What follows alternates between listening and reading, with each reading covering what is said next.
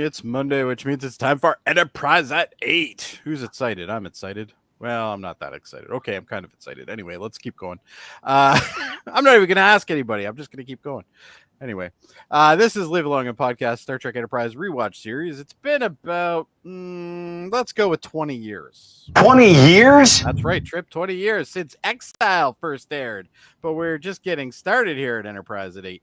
I'm Jody Simpson, and with me is my co-host and the man who doesn't need to spend any more time in the armory, Adam Woodward. I do not, or away from you guys. It's been too long. I'm happy to be back. We missed you. We missed Thank you for you. sure. But Davan felt in pretty good. I watched the episodes. Yeah, it was good. Yeah, there you go. So, you know, we thank Davan for filling in. Always. Tonight, joining us, of course, is Live Long and Podcast awesome producer and the man who always has a phase pistol under his pillow, Dave Mater. That's right, Jody. Listening to your thoughts is so pleasurable. I could have did without that. All right. Yeah, Anyway. the show is now over. Whoa, we're done. All right. Anyway, and of course, who could forget the man who would want to create a web of crippling anomalies, Kevin Millard.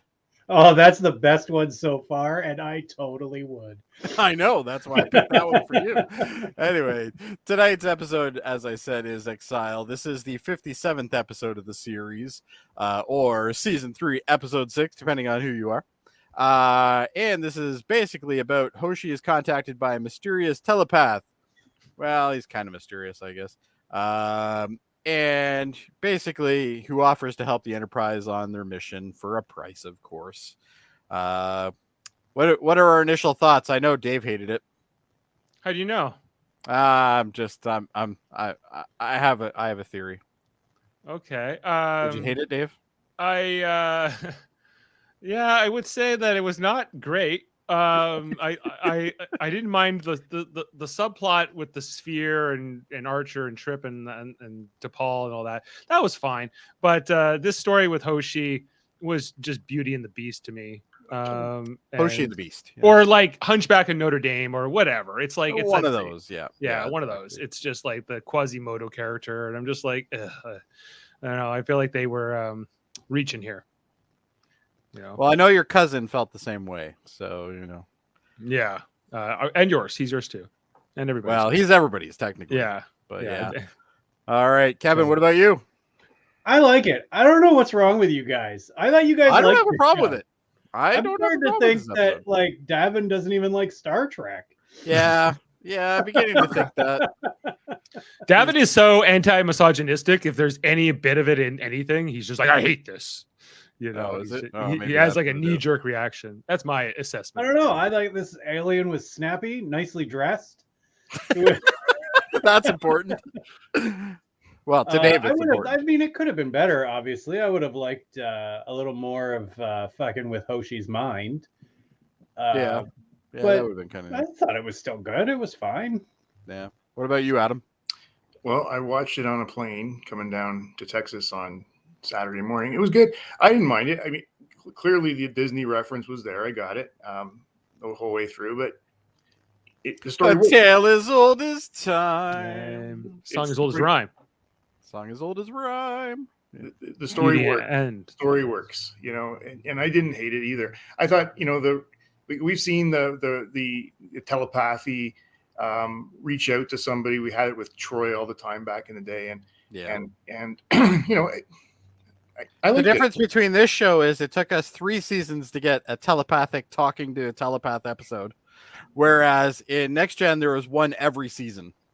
Yes, at least, yeah, sometimes 2. Voyager had quite a few. Yeah, Voyager had a bunch too. Yeah, for sure. Yeah. What's different not so much though. What's different about this episode though is that Hoshi didn't fall in love with him after knowing him for 2 minutes and decide to stay. I'm also glad that she didn't like him. Yeah. Just to answer Sam's question, October 15th, 2003 is when this episode came out. Wow, there you go. Dave with the real facts. Well, yeah, and I guess like I had this like just like last week's episode, feeling like they're trying to go for this loose Halloween theme to these October episodes, perhaps. Like, yeah. Well, let's be honest though, that wasn't uncommon back in the 2000s. Like, not uncommon. So that's October episodes were always like either like a mystery or often were, or at least like the one the closest to Halloween would be. But they're going for like kind of like this spooky vibe, I find, in some of these earlier episodes, especially these October ones. Do you find that they're also making a theme with the humanoids with the antennas out of their head and the expanse? They're doing it. That's the third one I think we've seen now. You got the reptilians. I can't remember the one several episodes ago, and now this guy. Yeah, it's probably all of those intersecting. I got the impression he was a Xindi. No, he's not a Xindi. He didn't look Xindi. No, all right. I'm gonna look that up. I don't know what species. Maybe it tells us what he is. He's a species where telepathy is uncommon, and they exiled him here 400 years ago or something. And but they set him up pretty good, Dave. Yeah, they set you up to live by yourself. Why can't you live with others who are like you, though? Why can't you live by yourself, but at least the place is nice. You think all the telepaths could live in like a telepathic colony together? So species is listed as unknown. What is never answered, though, is he's exiled from his planet, but does he have to stay on this one? Like, right? Can he not just leave? Yeah, that's never even asked. That's You're true. Right. That's never questioned. It just it seems like he's trapped there, but they don't make that clear. Right. Yeah. So yeah, 1 in every 50 million inhabitants of his planet were born with telepathic abilities. Okay, but it doesn't actually say what his homeworld is. But assuming he's from a planet that's like, let's say 8 billion people like ours, like 1 in 50 million. So what, there's like maybe a dozen? 6 people? Yeah, 6. No, probably like under 100 people like that in his entire planet, you know? Yeah. So it's a very small population, but they don't, why do they all, I don't know. I like his whole backstory was very vague to me, and I think it's supposed to be, but well, I don't think we need it. Yeah, you only have an hour. I mean, we get an hour. And Dave, the story about the spheres was really, really cool, actually. I wish they would have gone a little deeper into that. That part was good. I was like, the B story actually I thought was even more interesting than the A story. For sure. But we didn't get a lot of it. So I get you want to do a Hoshi episode. I just like don't know if this was the story for her at this time in the show. Like, well, the other Hoshi episode was where she went on vacation and fell in love with the dude. Right. I think a little more messing with her and her being in distress would be a better episode. Well, yeah, hands down. Yeah, it would be, I think. Yeah. I think she did the parts where she's going a little she thinks she's going a little nutty and stuff. I think she portrayed it very well. I thought it was well done. Hoshi, can you hear me? This part, I was like, Beverly. I was waiting for Red Rum. Can you see me? Can you see me? Do not light that candle. Yeah, do not light that candle. Yes, to destroy your family. That's my Scottish. Still not good. Yeah, lots going on. Lots of Linda Park in her exercise in a gear, badly climate controlled view, or she's wearing like these gowns and different things. It's such like a Disney like damsel. I think it was on purpose, though. I think they wanted to. Yeah, but you know what? What they're trying to do here is show the vulnerability. This guy has access to her cabin when she's, bathing and getting ready for bed or whatever. Just, it's not happening when she's on duty. Right. Yeah. And he's gone. What was that? Is the teaser here? Can you see me? And then here we go. Well, and the funny thing is, like a couple episodes back, we found out it was like one of the shortest cold openings in Star Trek history. This had to be shorter. That was pretty short. It was pretty short because it was like only like 8-10 seconds. This one, I know this was like the perfect length. It was like I got the point. Okay, yeah. But at least this actually teased what was going on in the episode and not some random crap that they could have thrown in the other layer of the ship rippling and all that stuff too here. But I'm glad they didn't. Yeah, it would have been too much for this opener, I think. Yeah, no, it sets up the episode fine, and for what it is, no complaints there. Can I spoil a fun fact? Sure. Go ahead. I haven't got it. All right, this is the first episode of Star Trek in high definition. Oh, yes, it was. I did know that. That was a fun fact. Yeah. Okay. I didn't know if I noticed a difference. But Well, you're not going to notice a difference because they did the remasters, so Oh. all of them are technically in high def on Netflix. Okay, so Yeah. but this cool. was the first one that was broadcast in high def. Right on. Yeah. But it starts off here with T'Pol doing some science work in the command center. I know what you were doing in the command center. I don't know why you guys are so upset about this command center. I'm not upset about it. It comes up every single time we watch this now. It's like they're in the command center. It's cool they have. I think it's cool they have one. I think it's fine. They need one. I want to know how much they spent on that big screen though back in 2003. Actually, cost good a point. Fortune. Yeah, actually, at the time, this would have been something. That would have been a hell of an LCD panel. Yeah. Well, actually, they got LCD like even these smaller ones, right? Would have. They would have been cheaper, but yeah, they still would have been expensive. Like, when you add up this whole command center. It's all well. They did. They spared no expense, Dave. Yeah, when you adjust for inflation and all those things. Yeah, but basically we find out that she's like, well, basically where we're seeing the spatial anomalies is where. Okay, headline is we found the sphere. We found there's a second sphere, and the anomalies are where they're intersecting. So now we can predict where they are, which is cool. I think. Yeah, I think that's a neat way of explaining it. I think I watched a number of episodes together. Was this the episode where they were hitting the anomalies, or was that no? It's been going on for all this whole episodes. Season. They keep there was anomalies in this episode though. There was a few. Yeah. But not exclusively in this episode. Well, 2/3 of the way of this episode, you finally get to see Trip, and he's in a shuttle pod, and they're going for the second sphere, right? Right. Mm-hmm. So yeah. But they're starting. I guess there's like this mystery. Who are the Xindi? What are these spheres? What's going on in this expanse? And so they're slowly, episode by episode, giving us little bits. And this is this episode they're giving us. While we have this other storyline where there's some kind of telepathic alien who's apparently going to give Enterprise all the information they want about the Xindi as well. So you can get a little bit here. But after that whole meeting with T'Pol and Archer, where they're going to go look for the second sphere, Hoshi's talking to Malcolm and saying, somebody was in my quarters last night, and he's like, I've run every scan there is in the book. I'm like, okay.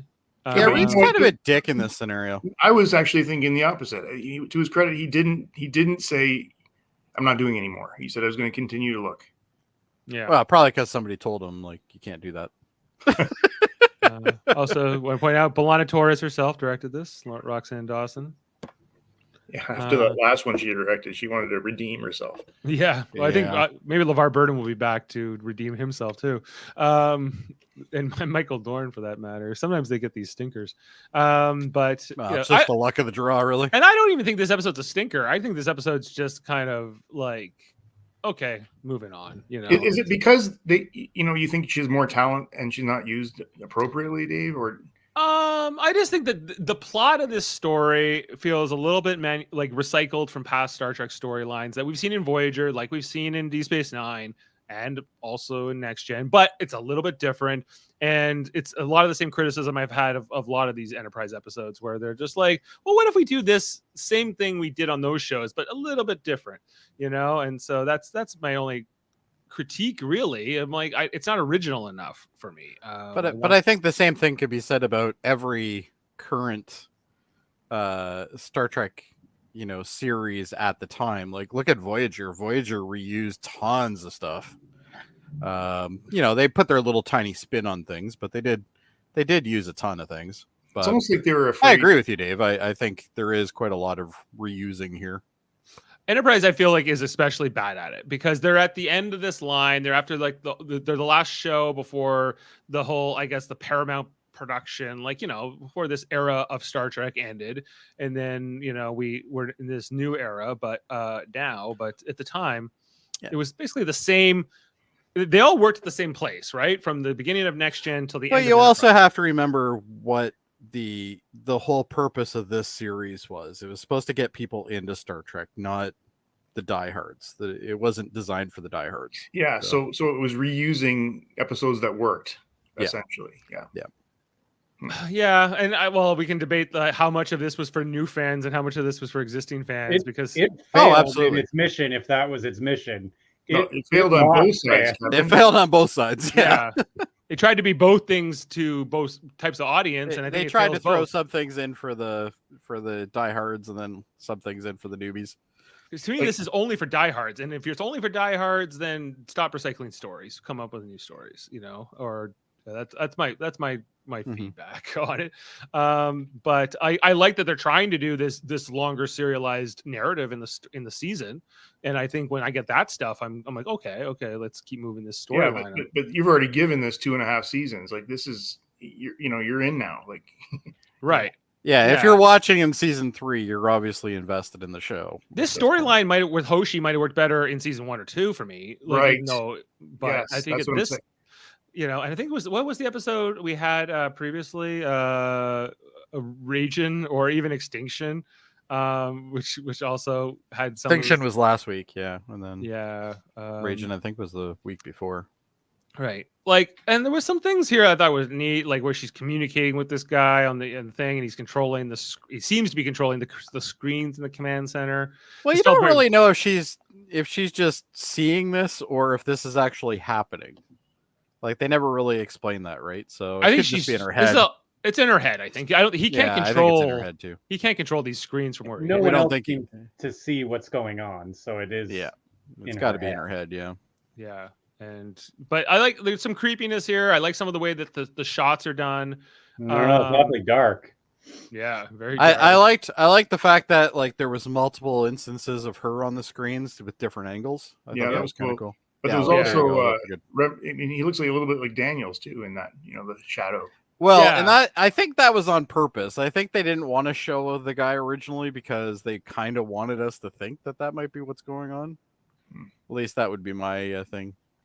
So this is what I'm saying, though. A little bit more of this would have done better for the episode. Like, when he's more screwing around with her head. Yeah.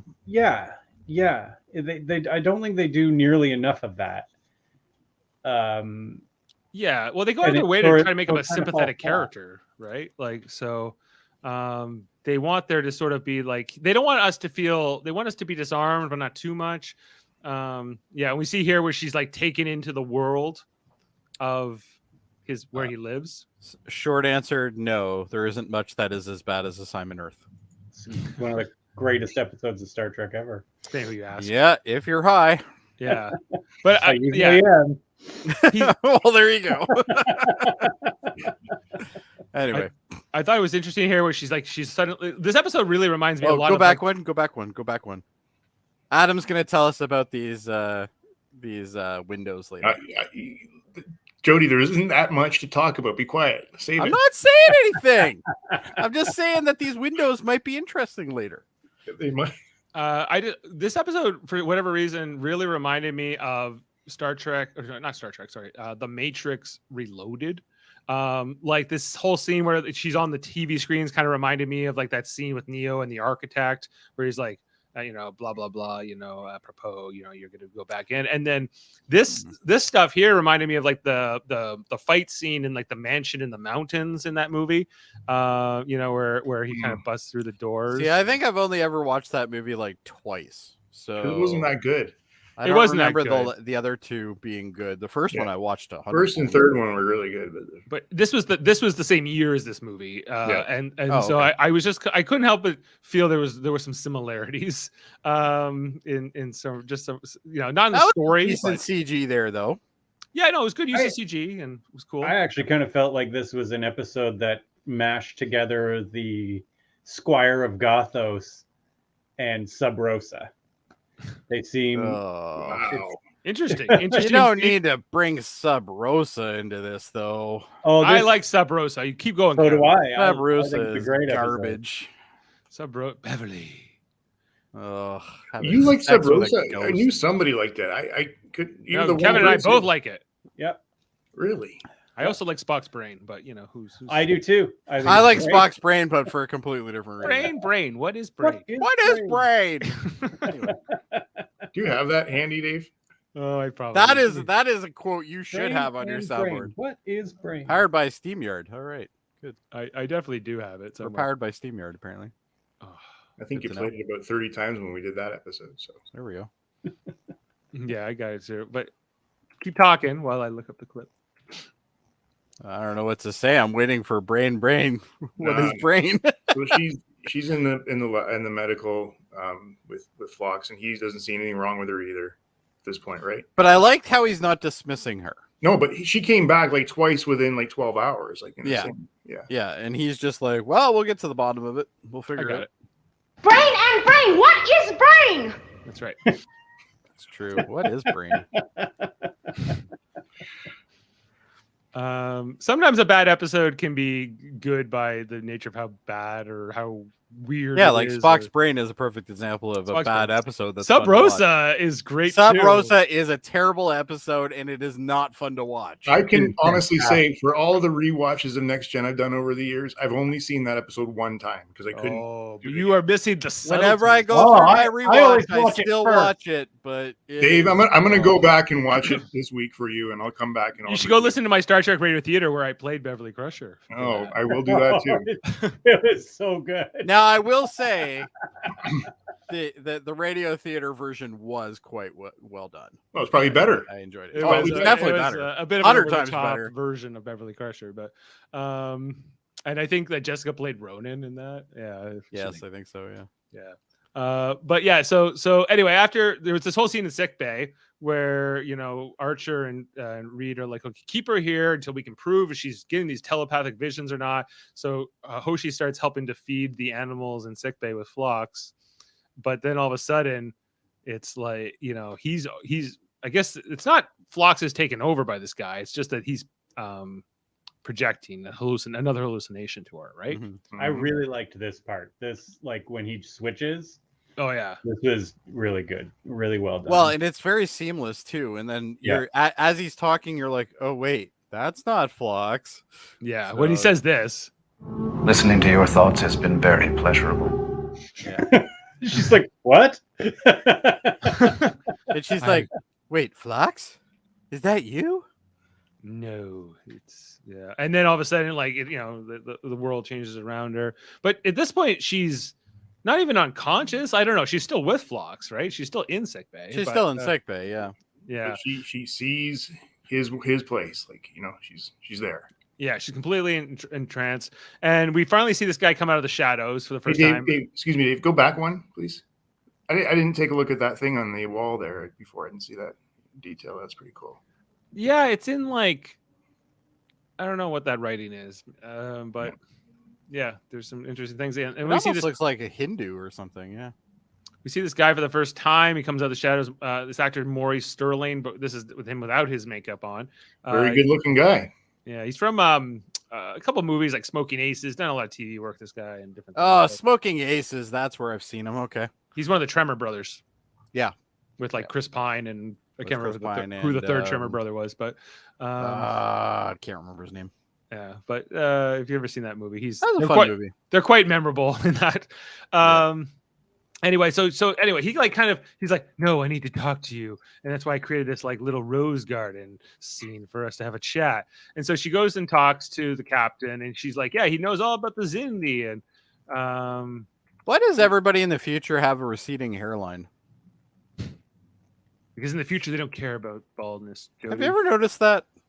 That's what they All the asked. men on this show have a receding hairline. That's when they asked Gene Roddenberry, like, what? Would there still I be wasn't commenting on you, Adam. I was just I was, saying. I was just gonna say, I don't know if you've looked around at real life lately, but there's a lot of receding hairlines going on. I'm doing all right.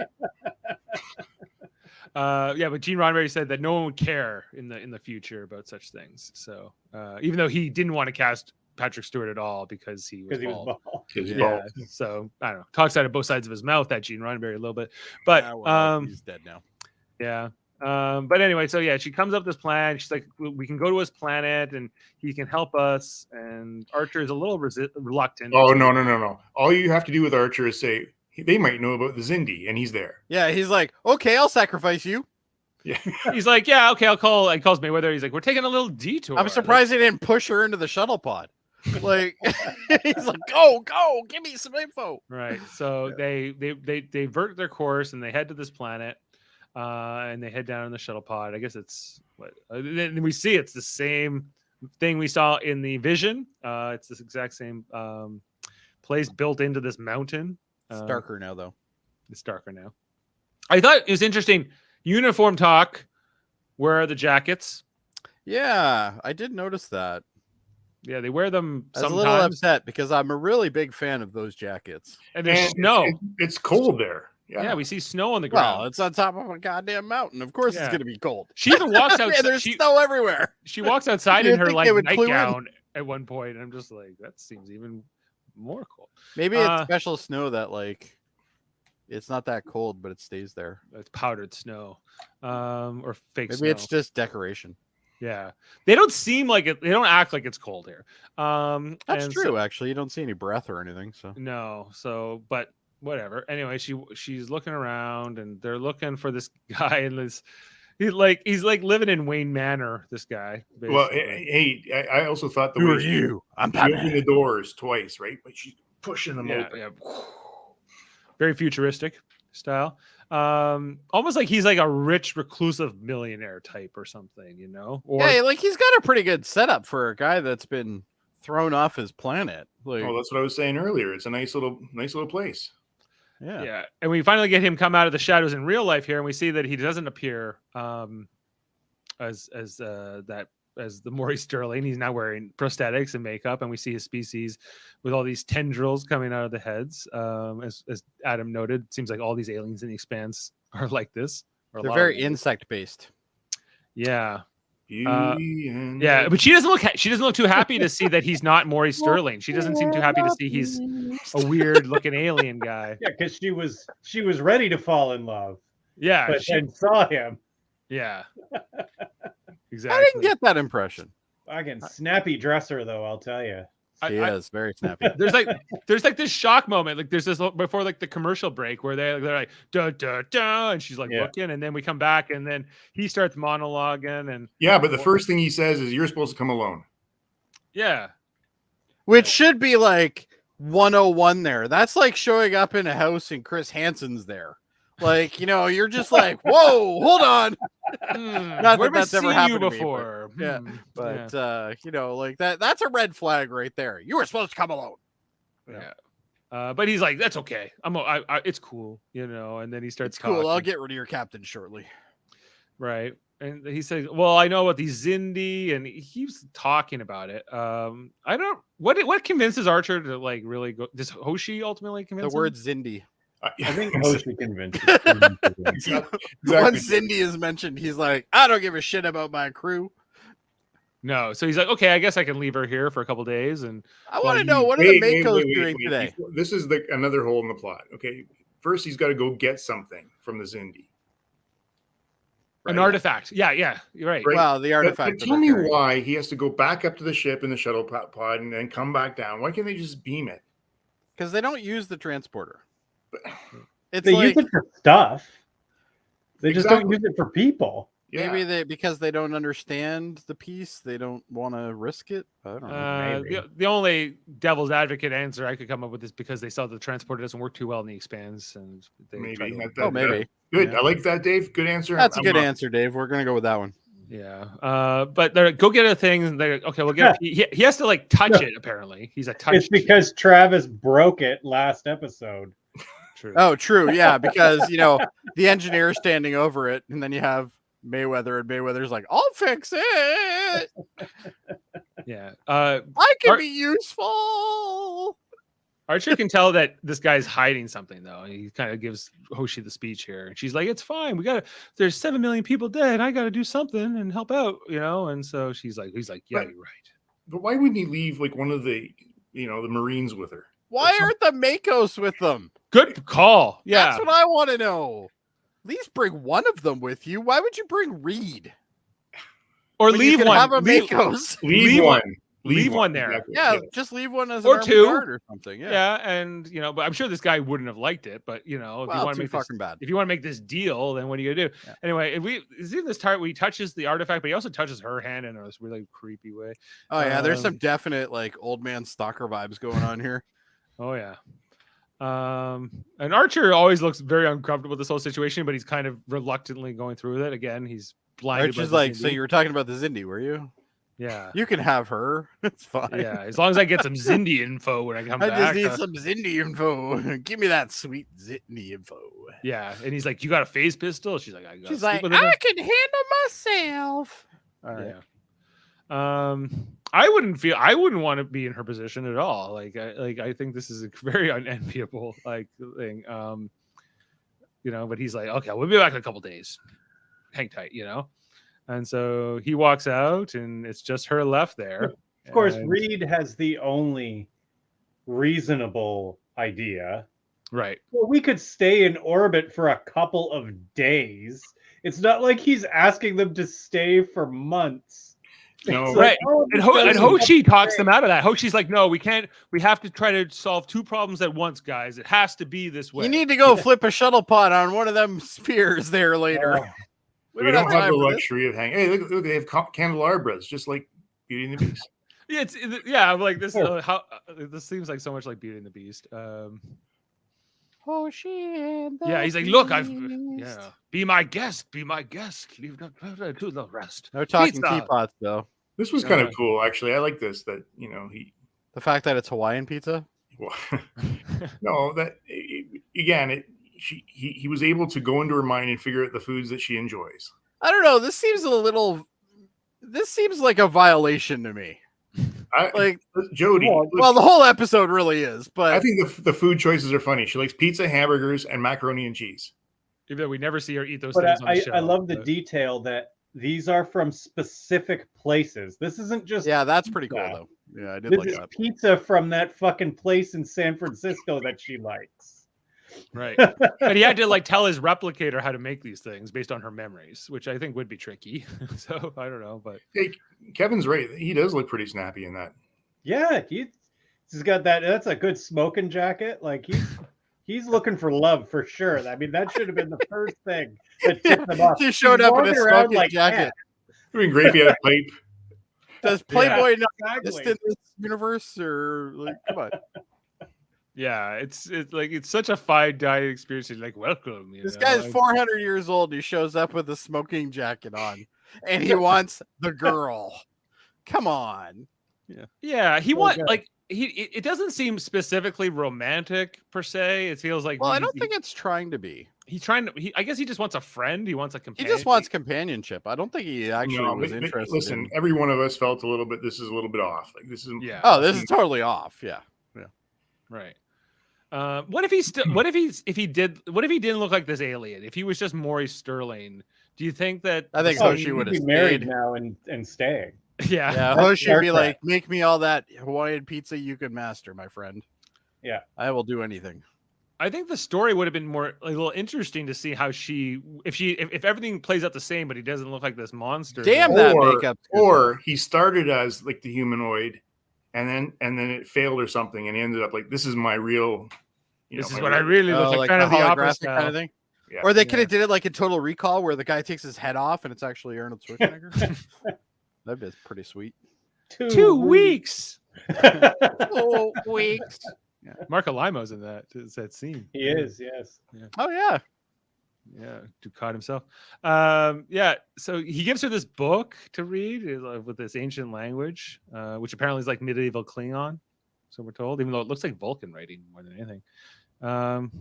It resembles medieval Klingon. It's not medieval Klingon. No, right. Yeah. Just like this, but this is this style of character looks like the Vulcan a little bit to me, but but without a computer, how the hell is she translating it that fast? She's smart. Oh, come on. She's a prodigy. She's a wonder kid. Yeah. Come on. All right. Like, come on here. Yeah. It's basically a cipher. Do you know how long it takes to solve a cipher? There's a reason no one else can use that universal translator. It's not that good. They need Hoshi. Right. True.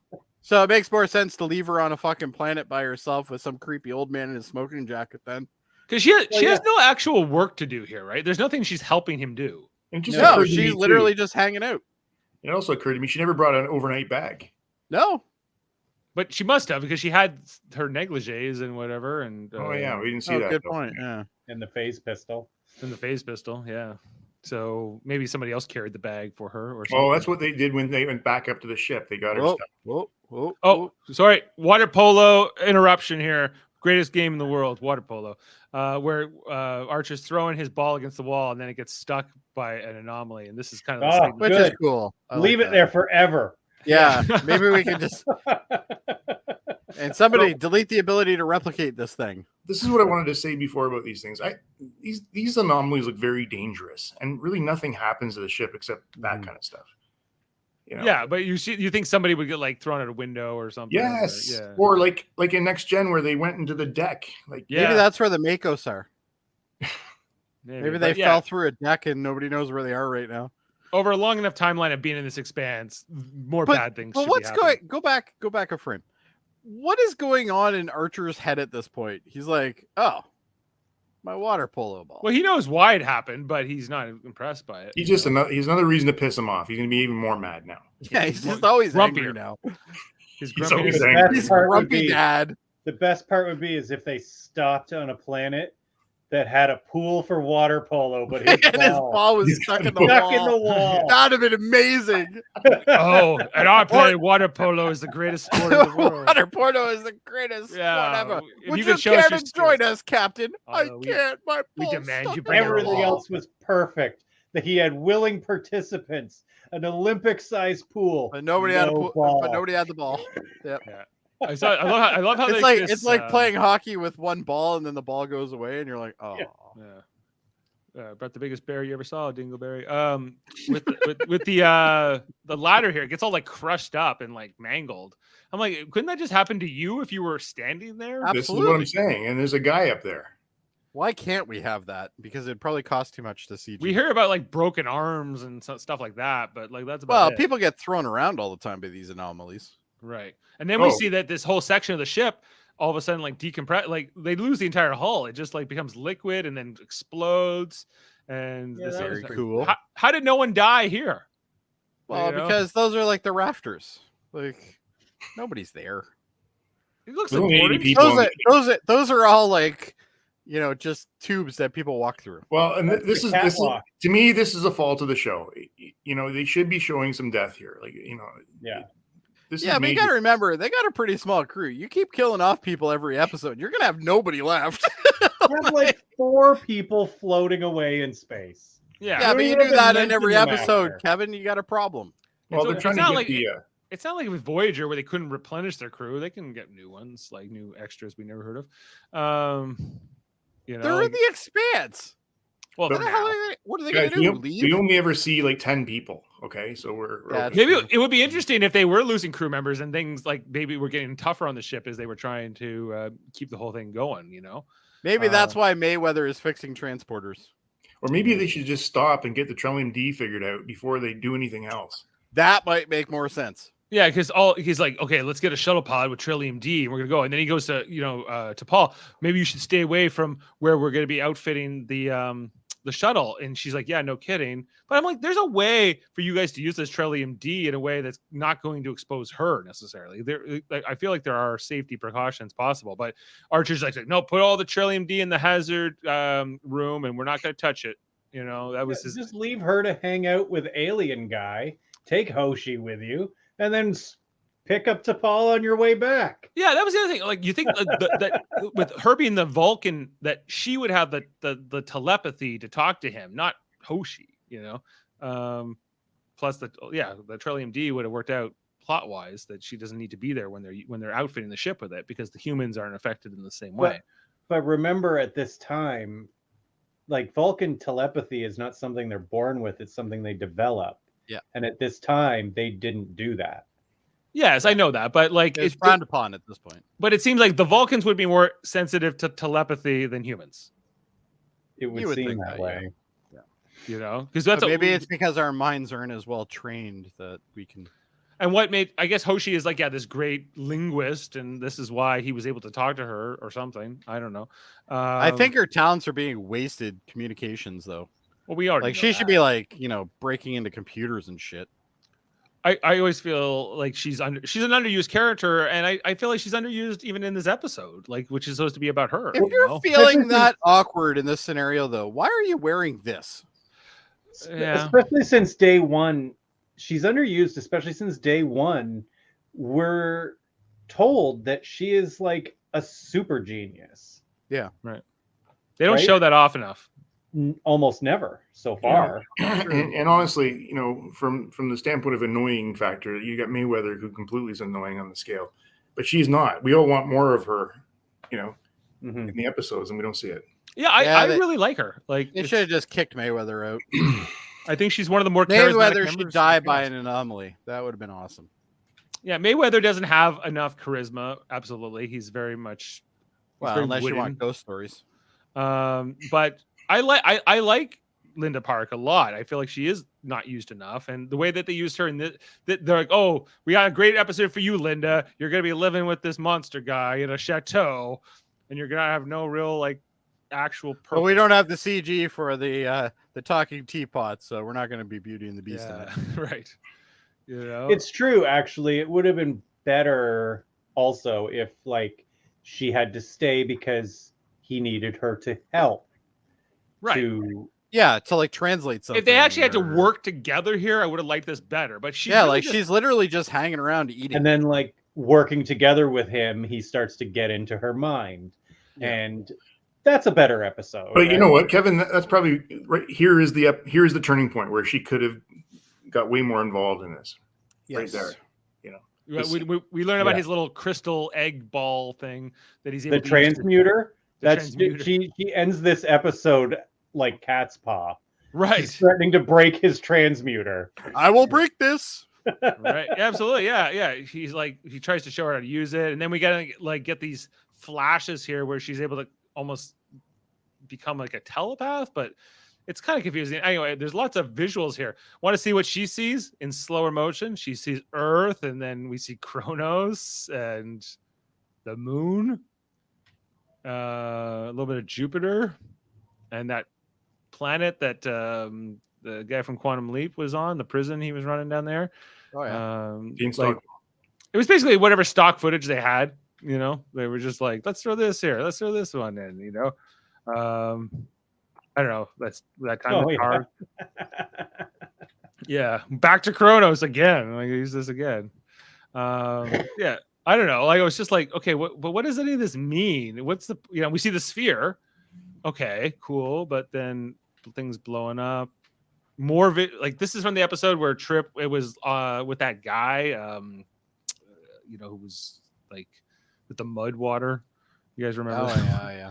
Yeah, I'm like, that's from that one. I don't know. Like, I was just kind of underwhelmed. Well, I think it's supposed to be all just memories of stuff that she knows of. Like, it's... right. So it doesn't feel like she's doing any kind of telepathy. She feels like she's just using this to look at her own memories. Yeah, she probably wasn't even in some of those episodes, by the way. She wasn't. Yeah, absolutely. But then at the end, we see this Zindi reptilian, and he looks at her like almost as if he knows she's watching him. But I don't know. Are the Zindi telepathic? I don't think they are. Well, have she even seen them? Have we seen? I guess they saw the dead one, but we saw them in the council. We've seen them in the Zindi council meetings. No, we have, but the Enterprise. Yeah, I don't think she has though. No, she's only seen the dead one. No, I don't think Hoshi did, but we did see them when they boarded Enterprise to steal steal Ragin along with the insectoid. So good point. Yeah, so not, but I don't. Hoshi wouldn't have necessarily seen that person, but they did do the autopsy on the dead one. So hey, you want to touch my ball? Yeah, here. Oh, very good crystal ball. Yeah, he's got like this Nosferatu like thing going on. I like his finger prosthetics though. I think those are pretty cool. Yeah, they're cool enough, but he's definitely supposed to be the monstrous kind of Quasimodo. Anyway, so she goes. They had their little session here. He wants her to stay, and she doesn't want to. And now imagine if this episode, instead of Hoshi, it was to Paul. And T'Pol was going crazy. This would have been way more dark. I think Yeah. T'Pol going crazy episodes. I would have liked to have seen a Hoshi going crazy episode. I want to see a Hoshi kicking ass episode. That's what I want to see. I want to see her like get manipulated by this guy and then have like, and then she just starts like beating on him or something. That would be Cool. Does this strike you as odd how she's just walking around the mansion and then she goes out the window? Not only that, she's got heels on. Does she? Yeah, she's wearing heels with like this little sleeping gown.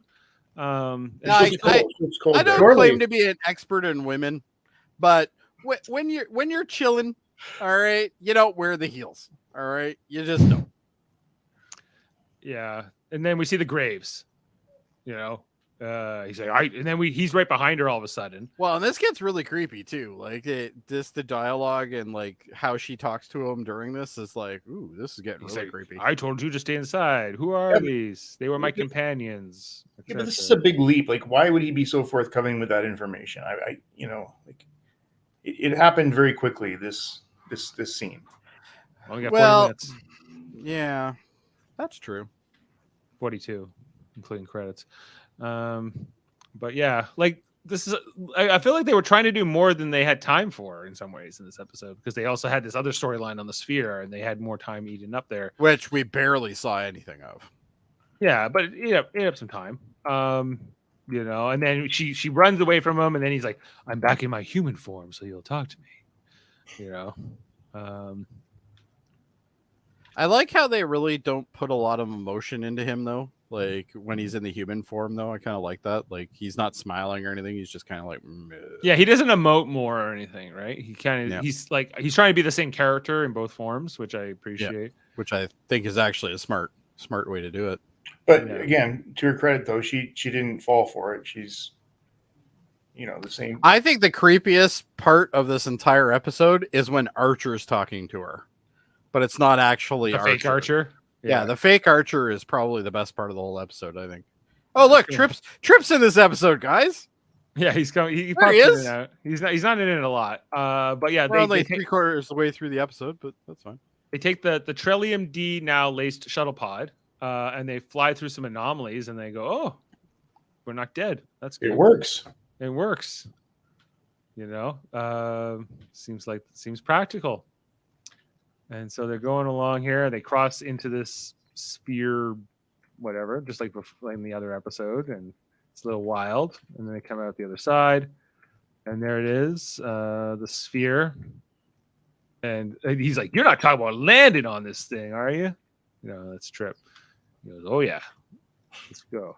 Let's go check it out." So they land the shuttle. Well, technically, he landed on a sphere before Scotty did.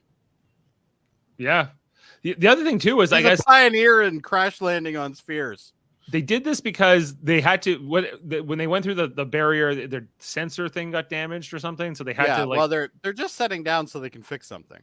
Yeah, they have to fix that, but they have to fix something on the outside, so they get in the EV suits. I was like, good on you, Archer. Way to be practical here. Aren't you always surprised how small the shuttlecraft are? I love that though.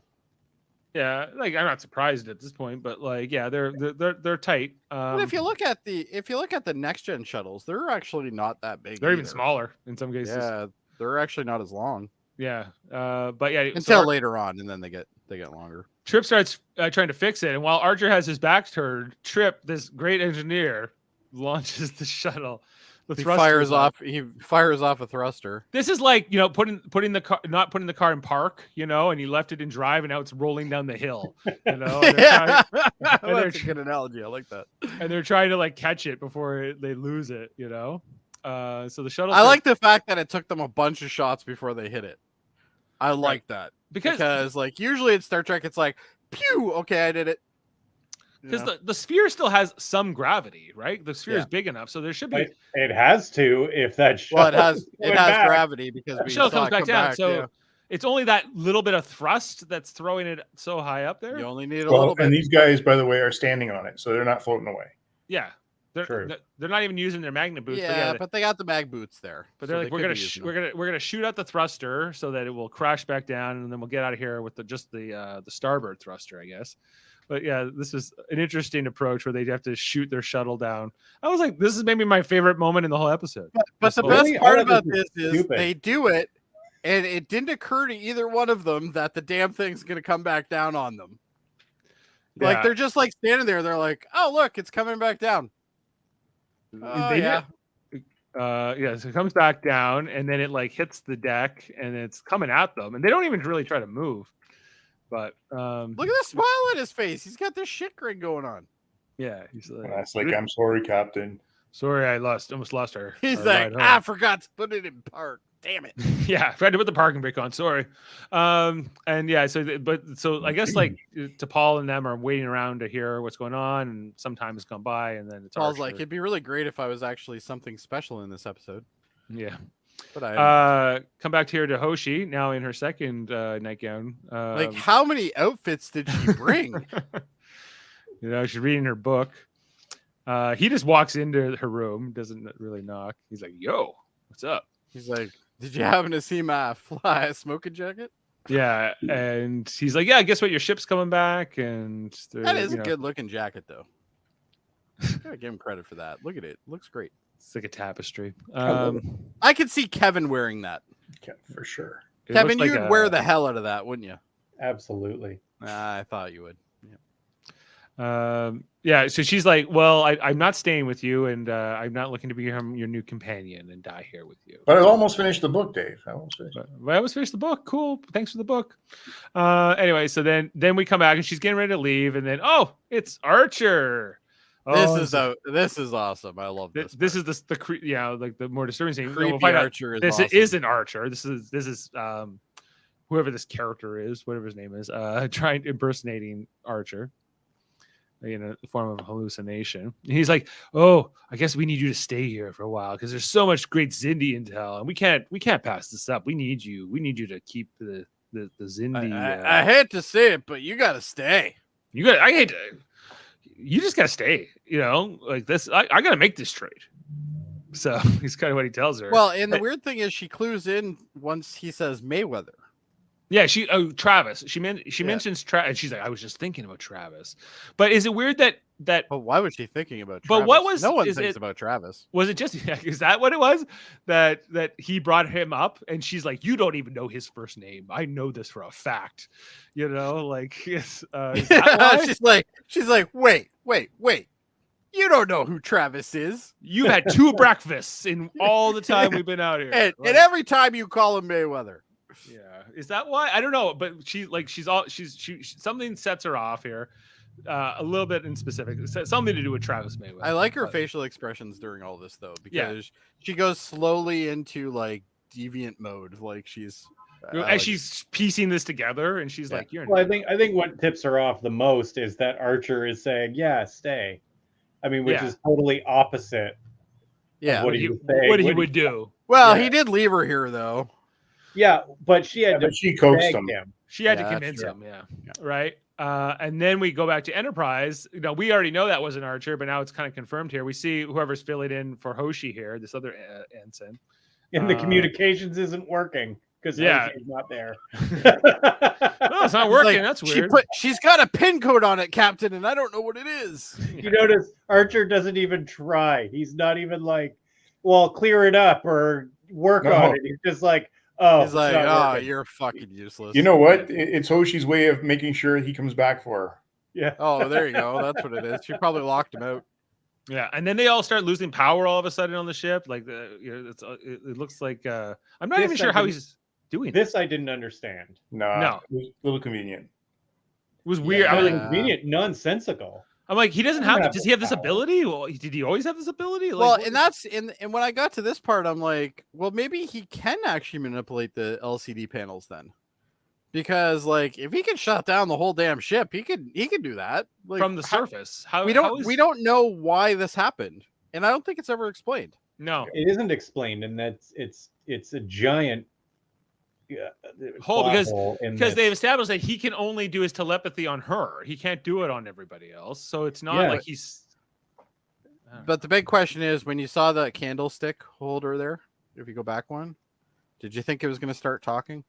No, but I was wondering why he doesn't even have electric light.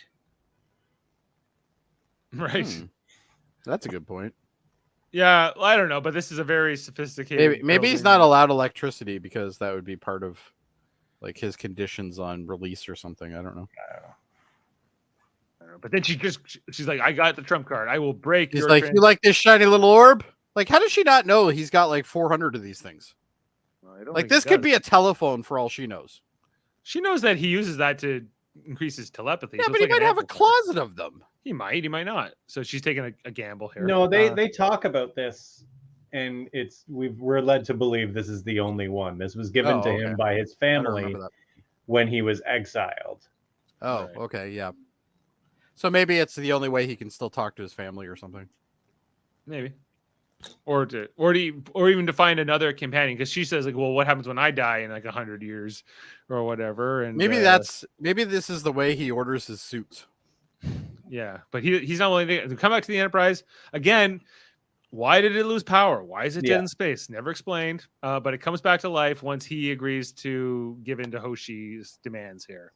So maybe he can manipulate somebody, and somebody has turned off all the power. I don't know. Maybe it's this guy. Maybe he hit the wrong button. He was trying to use the communicator, and he ended up hitting the wrong button. And but we're like all through this episode, we're led to believe that his power is Hoshi specific. Yes. And now he can do this to the ship. Like, well, we don't know if he did it to the ship. It could just be a strange coincidence. Yeah, it's very cat's paw again now. Yeah, not great. Anyway, hey, Dave. He's in the command center. We're back to the command center, your favorite place, Jody. And anyway, we're finding out. Guess what? There's the anomalies are not quite where they should be, indicating not only there's more than two spheres. There's maybe a third sphere. You know, actually, she goes. Turns out there's more than that. He's like, there's actually way more than three. There's like, I think they said like 90 or something, didn't they? Yeah, there's a lot of those. You know, and he's like, well. I guess each one of those points of light would be one of the spheres. I think she said at least 50. Yeah, it would take at least 50. And then he's like, "Well, what if the Expanse is what it is because of these things? Because Kevin Millard showed up and did them all. It's not a natural phenomenon. The Expanse, that it's actually artificial, which it turns out that's the case exactly. Well, it also, put some more emphasis on the fact that they should get the ship fixed before they go any further. Yeah. No, we'll just build phase cannons on the fly. On the fly. Tuesday, yeah. This guy, Tuesday. This is a guy who took a flight to Kronos without a phase cannon.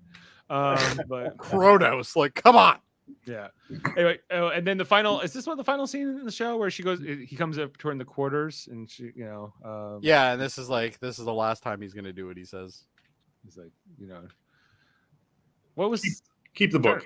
Keep the book, Yeah, and she's like, good, because I haven't finished it yet. Or he comes through. He's like, I will give you. I'm gonna actually give you some useful Xindi information now. As I say, I'm sorry, I guess is what he does. And then she shows up with it. And she goes, "Here you go." I do like how they ended this episode though, because it's very much a to be continued type ending, right? Well, yeah, she's like, this information apparently is going to be useful. They talk about a Xindi colony where they're building part of the weapon, so that's kind of like where setting up the next episode, right? So that's literally that's the end of it. Yep. Yeah. So that's those are the screenshots. This episode is not bad.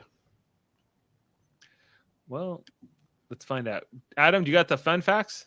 I have a few. Missed that, Jody. Okay.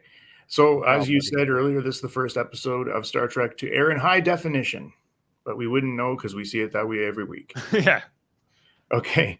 This is the cool one. The stained glass windows seen in Tarkin's, and by the way, it's Tarkin, not Tarquin. Tarkin's castle are from Shinzon's dining room on Romulus and Nemesis. Okay. Yep. Yeah. Great movie. Debatable. Very debatable. I like Shinzon. I like that character. Yep. Anyway. The name Tarkin was a family of Roman kings in the 6th century BC.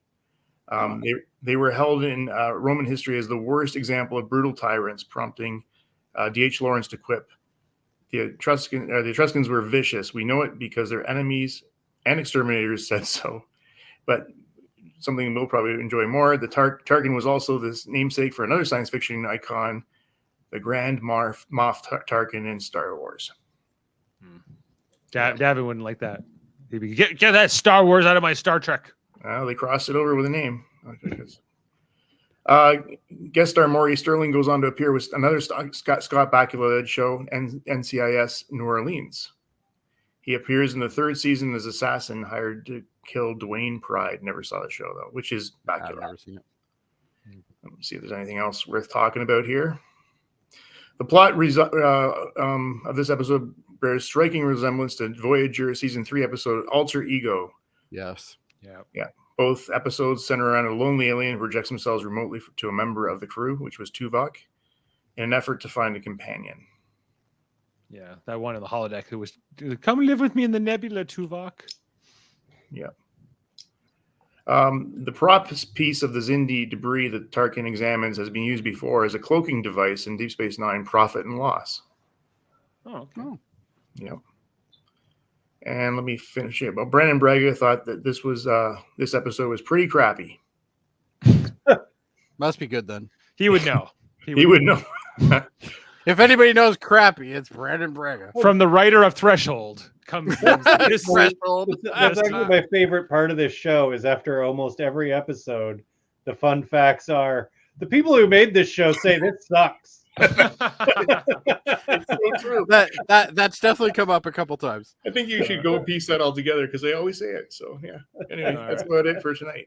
Now, Adam, since you were here the last 2 weeks, Davan wanted to vote for you in your ratings, but we highlighted them in yellow just to say that way we could course correct them. He when thought you come back. Davan thought you would give Ragin a 5, and he thought you would give Impulse a 4.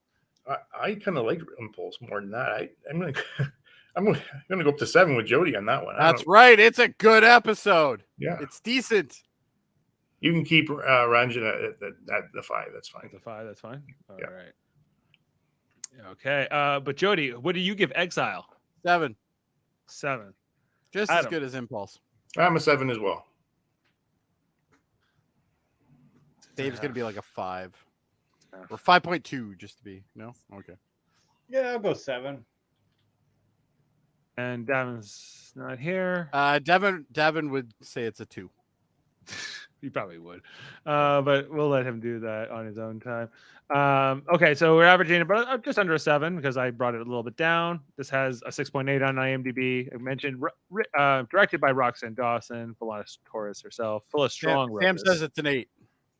This is an 8.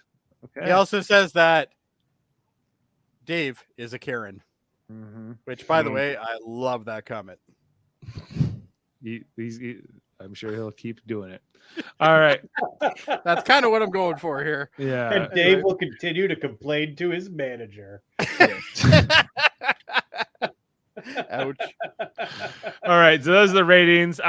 Jody, what's next? Next episode is The Shipment. Enterprise discovers a Xindi mining outpost where components of the Xindi weapon are being assembled. Oh, so this is like the good episode we've been promised for like many weeks. I hear this one is good. This is what I'm told. Davin hyped this episode up, so we can look forward to that. And this is what we've been promising Kevin now for 2.5 years.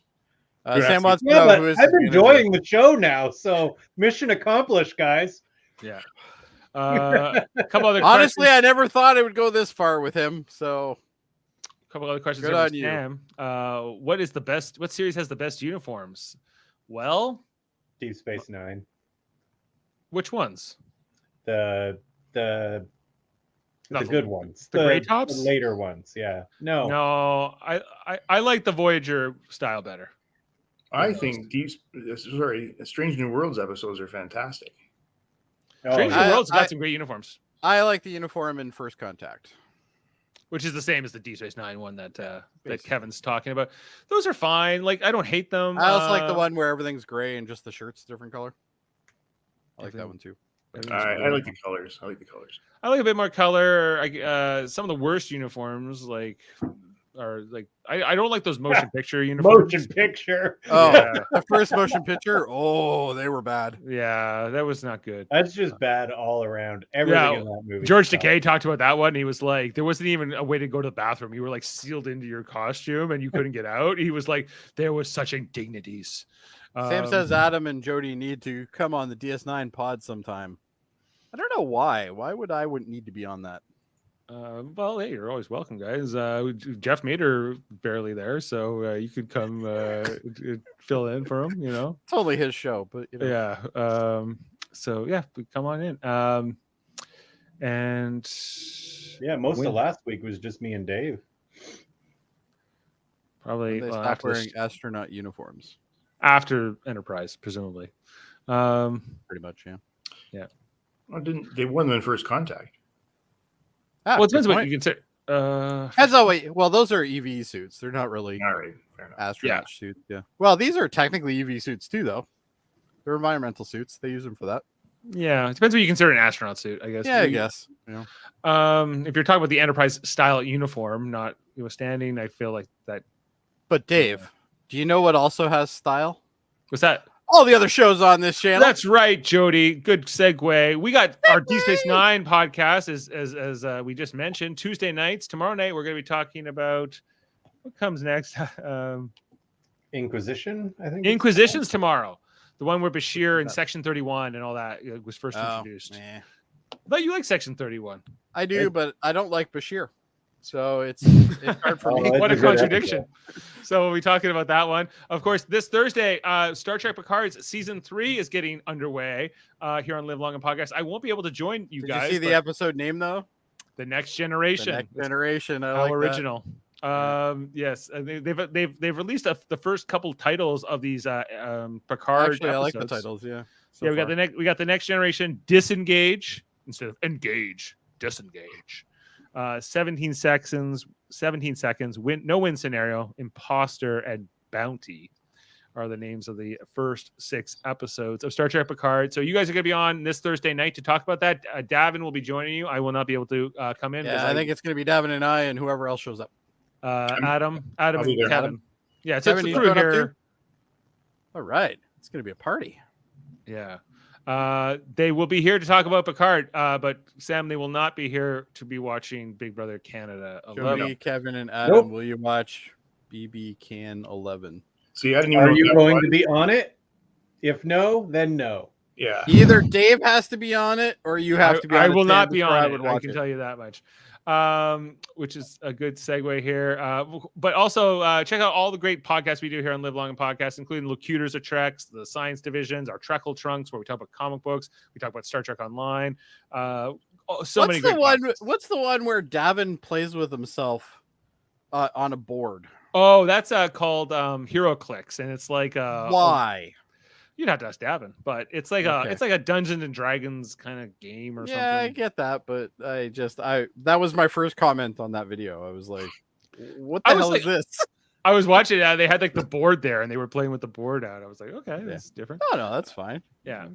So great stuff here on Live Long Podcast. We're also part of a federation of podcasts, if you didn't know. A united one, even. A united federation podcast. We got shows like the KBBBL podcast that comes out every Fridays with Davan and Francis and Baker. That's a Simpsons podcast. I was just on it with Eamon. We were talking about the episode where Bart goes to France. It's called The Crepes of Wrath. It was a lot of fun.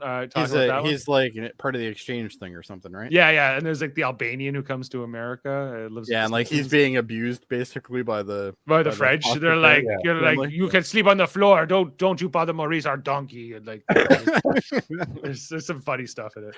Yeah. So that's been going on. We also have in the Federation the Super Mater Brothers podcast, which is TV focused largely. We are going to be back next week to talk about the Survivor 44 draft and cast preview. Does Jeff show up for that one? Maybe. I'll be on with Foster and Jaemeel, and maybe Jeff to next Wednesday night. But before it's that, the Mater Brothers.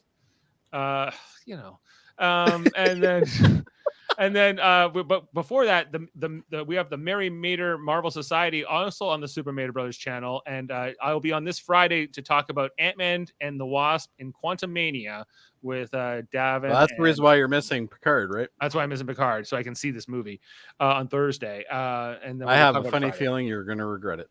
We'll see. I'm still going to watch Picard that morning. You will have my rating in the spreadsheet when you guys do your podcast, so you will you'll at least know if I liked it or not. If you were on the edge of your seat about that. Other great podcasts here on the Federation include the Hellbound podcast. Alex Blackburn, Michael Chan. That comes out on Wednesdays, audio only. X-Rated, the X-Men, the animated review show with Davan and Andre on Tuesdays, going through all those episodes from that great cartoon series. The Graphics History podcast with Andre, and he's going to be interviewing Michael Chan. I think he's going to be coming on that podcast very soon to do an interview. And that seems like an easy one. An easy one Didn't to get. really have to too hard to get that. Well, they're get fellow understand that Federation one. members, so they were able to get that going. And Hold Up, which Jody, you were just on last Wednesday with yes. Murphy and Davan, talking about 3 spy movies. It was a lot of fun until the microphone started going nuts. Oh, okay. I haven't got to that part of the podcast. Wasn't mine, but yeah, Murphy had some mic issues, unfortunately. But yeah, we talked about 3 movies. What were they? They were Atomic Blonde, North by Northwest, Atomic Blonde, and Ronin. Yeah, interesting theme. So cool stuff. Check that one out. You're going to be on one shortly too, aren't you? What's that? Oh no, you were just on one. I was just on, but I'm set up in the future to come on some other ones like Alien. I'm coming on the Alien themed one and the science fiction one or something. Nice. So I'll be back on Hold Up, and Trivial Debates coming up. Our most recent episode featured Jaemeel Robinson hosting with Foster, myself, and my brother Jeff competing. We are going to be doing a loved themed Trivial Debates this February. Eamon Mater set to host with at least Jody and Davan competing, and we're looking for a 3rd contestant. So It should be Kevin. we're trying to find out Or Adam. who that's going to be. Yes, Should be one of the two. When I think love, I think Kevin. So I think Kevin needs to be the one. Yeah, it could be. And then we're gonna in March we're gonna be doing a wrestling themed one. You can count me out on that one, Chief. Yeah, that's fine. So we got some great stuff coming up in the near future here on the United Federation podcast. Thanks for Indeed. if you've gone this far. Thank you. All right. Well, I guess that's about it. I guess that's it. We will see you next time, and live long and podcast. I think you need to play out some brains. Oh no, I got a better one. This episode. Yeah. The next time you invite someone for a visit, you might want to let them know that you're looking for a lifelong companion. I do that